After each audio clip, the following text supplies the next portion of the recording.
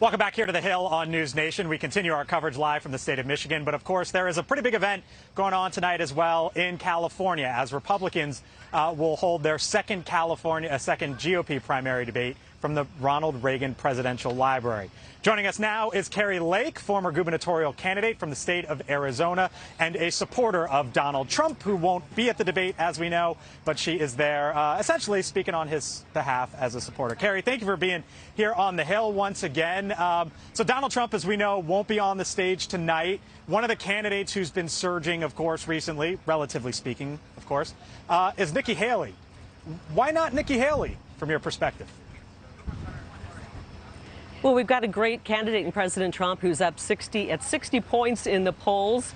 We know he can do the job. He's done it before. All of our lives were better 4 years ago under President Trump.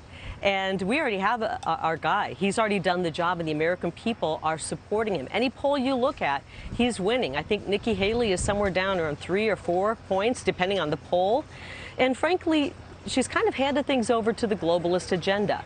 And we don't want to have somebody in the White House who's going to push endless wars, and send our children off to fight wars in foreign countries, wars that we shouldn't have gotten into in the first place. We don't want candidates who are controlled by the war machine. And I think there's really no way around it other than to say that's exactly what Nikki Haley would bring us.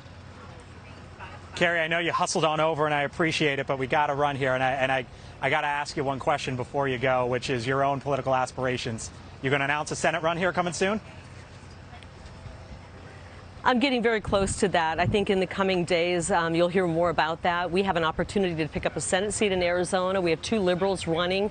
One is acting like she's an independent, even though she's voted with Joe Biden 95% of the time. She's voted for open borders, outrageous spending out of D.C. She's voted for just the most ridiculous, outrageous anti-Arizona policies and, frankly, anti-American policies. So I am leaning toward it. I'll be making a decision here in the coming days. To be continued is how I'll leave it, Blake.